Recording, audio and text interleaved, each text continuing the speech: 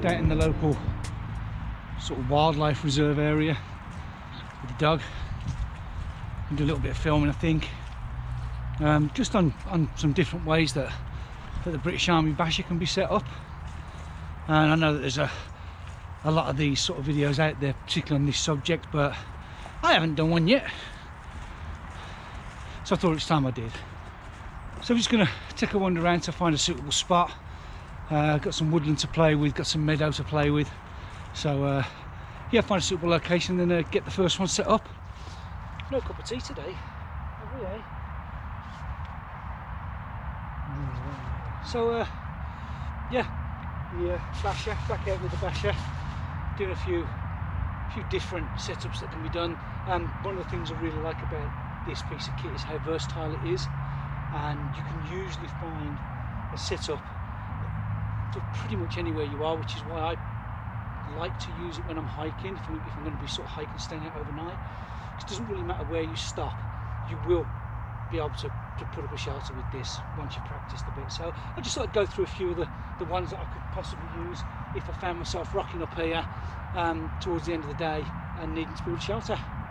So let's have a look. I think there's 3 or 4 I'm gonna have a go at. So yeah, let's have a look at those. The first setup I'm going to look at is what's commonly referred to as a tarp tent. This will be sort of enclosed on 3 sides, quite a low profile, and what I need, I'm going to use the British Army Basha, which I've got here. I've got some cordage and some tent pegs and a stick. So I've just been and found this one lying around in the bushes, but anything about that high is going to do you what you need it to do.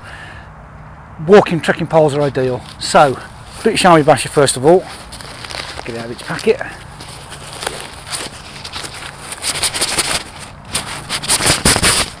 Great stuff. I'm going to use this in a bit.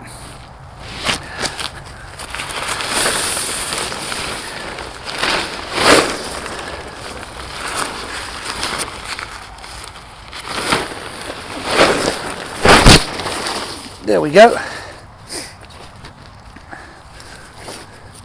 And just pull it out so that we can see what we're working with.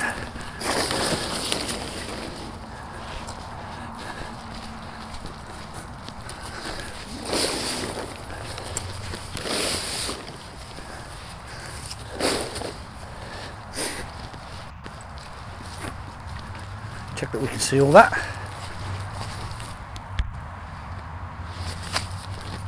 Good boy. Perfect. So I'm going to start at the back. Let's get these gloves off for a second.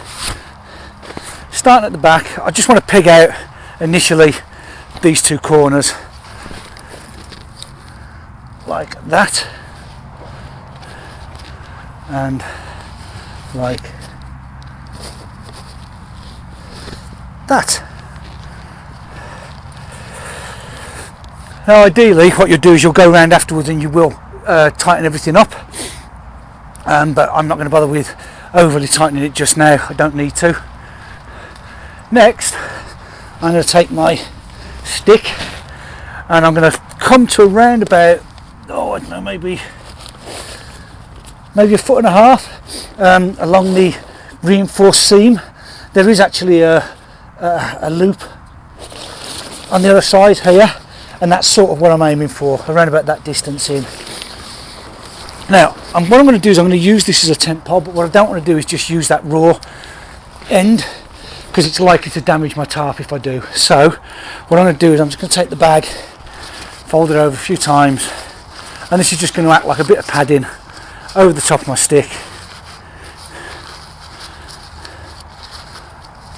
and stop that causing any damage. So I've got the padding on the end. I'm going to come in along my seam, find the spot I'm happy with, and then I'm just going to take it all and grip it in a loose ball like that. So this is where I'm going to put my cordage. I'm just going to tie it off around the top.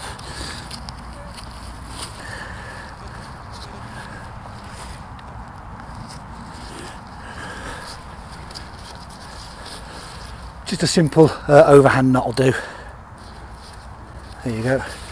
Now this is going to form the upright of my shelter, so I'm just going to pull that nice and tight like that, and now I'm coming along so that I've got equal pressure, or sorry, an equal angle on each side, and I'm just going to come down and pop a tent peg in down here.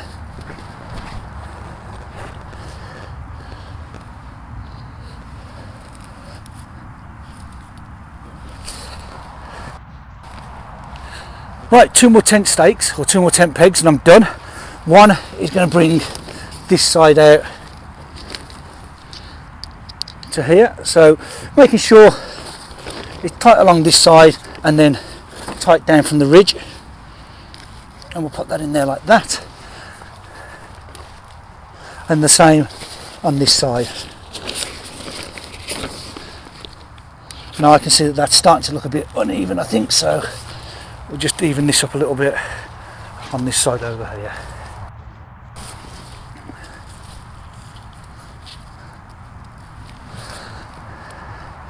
Excellent. And now this is almost irrelevant at the moment now, because the actual, you can see it's standing up on its own just from the poles and the pegs. The last thing you want to do now is just secure this flap here. So what we're going to do is we're going to come to these little loops here. I'm going to leave that there because that needs to be tied on. 2 more tent pegs. One to this side here, like that. One to this side here, like that. And I'm going to go around the back in a minute and just tidy up those rear sides. A little bit more cordage now. Yeah, there he is, good boy. Right, so this is coming through the tent peg I've just put in there, through this loop, and then just tie it down like that. And again, doesn't need to be any sort of special knot there.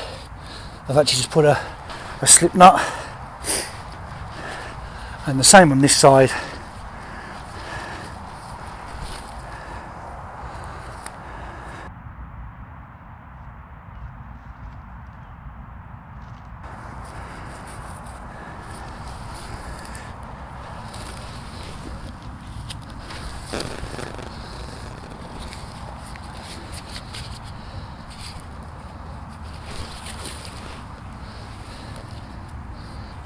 Like that. Now I can just come to the back here and sort all this out. Actually, that's not too bad now.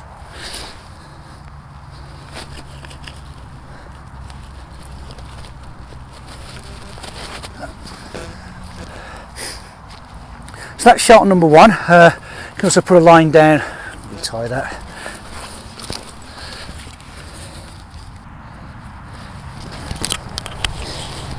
Also put a line out from the front here, just to keep it all nice and taut. Your prevailing wind, or your wind's coming from this direction, it will scoot straight up there, sheds the rain nicely. Shelter number 1. As you can see, there's plenty of room in there.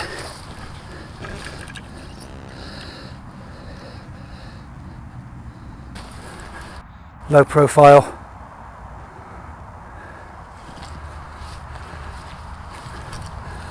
And it disappears quite quickly as you start walking away from it into the background. So this next shelter, I think it's called a plough. You'll see it a lot with the 3x3 tarps. And basically, I'm going to hang it from this branch. Good for extra headroom, so it's going to be quite high. Loads of room inside this one. So we're going to start with our tarp, with our basha, find one of the corners. So I've got this corner here, and I'm just going to hang it from this tree. I'm going to hang it just quite loosely to start with.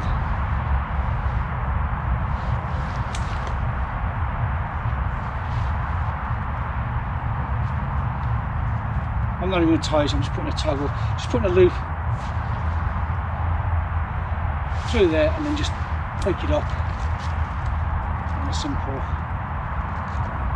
slip knot on there. And that's all it needs. Next, you take one peg, come down the far end, find the opposite corner, which is here. So I'm hanging it by a triangle, pull that out and peg it into the ground, nice and tight,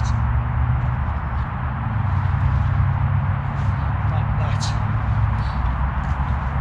Next, take the two sides and peg those out as well on the corners. So, putting this one out, just put it like that, and then do the same on the other side.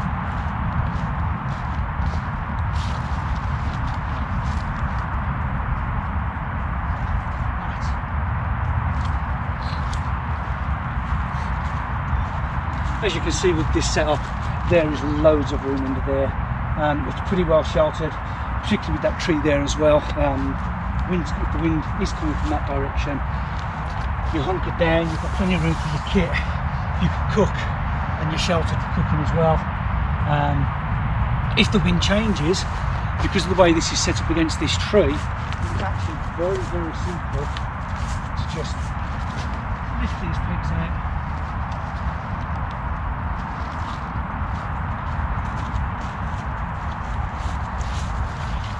Quickly spin it into another direction.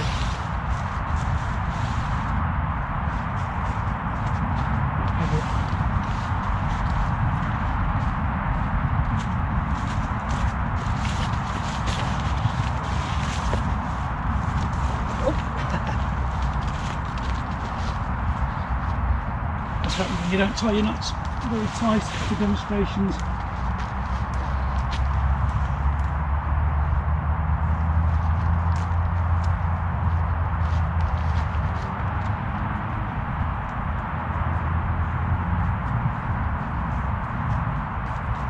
You'd think I'd learn to tie this one a bit tighter, but I'm not.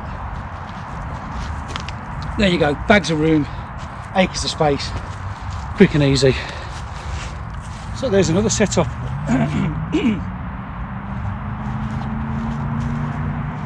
suppose, lastly, I should really talk about ridge lines and deploying it. So I'm going to move into a wooded area where I've got a couple of trees. I can throw the ridge line up and then show you how quick this goes up on a ridge line. So here we have a quick deploy ridge line. So what makes it quick deploy is that it's been pre-set up with a loop at one end.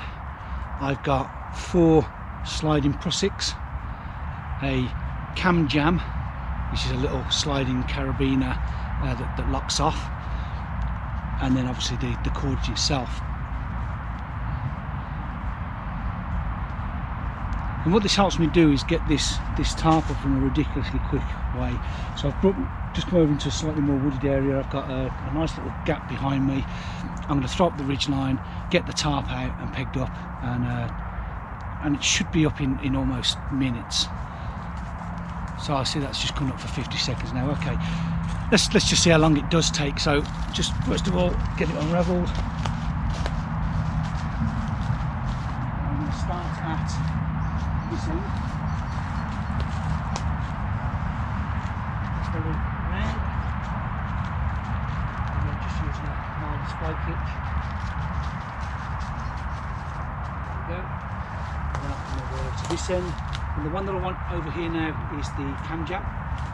It's the cam jam. It's got one of my prussiks. Yep. And I'm just going to go around with the cam jam. I don't really need to go all the way in either, because it's going to just lock off like that, and then press in there, and that tightens up like that. So that is a really taut line now. Next, get the basher, find my ridge line, and the centre reinforcement. Reinforcements on the outside, or on the inside. So I'm going to actually leave the handles on the inside and use these loops. So up under here, prusik number 1, number 2 and number 3. I'm going to go to number 1 all the way over there and over there, and start with the one in the middle, and that's just going through the centre loop and then a toggle to hold it in place like that. And I'll go to this end and I'll do the same. This prusik, press it through. Good. Just toggle that end. And the same at this end.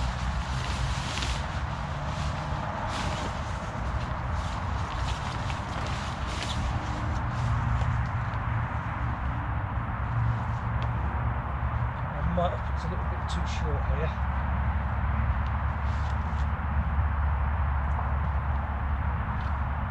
That's okay. There. There.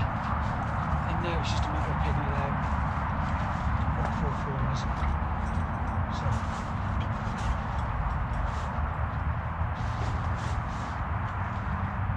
One.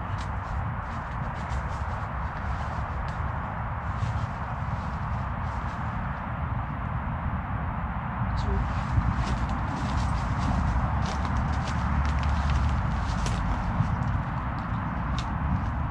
3.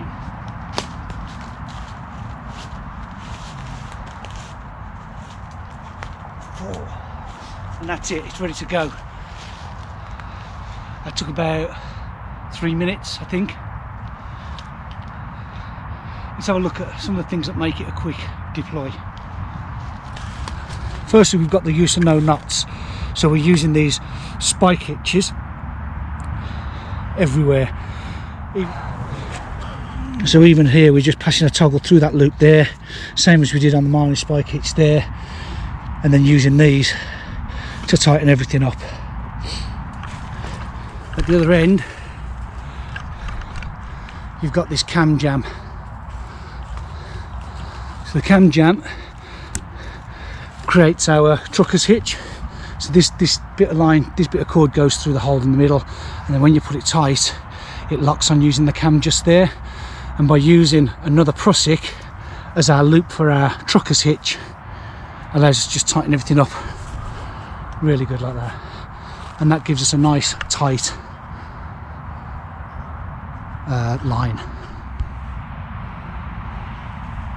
Again, bags of room underneath for self and kit, and in the woodland it really does hide itself well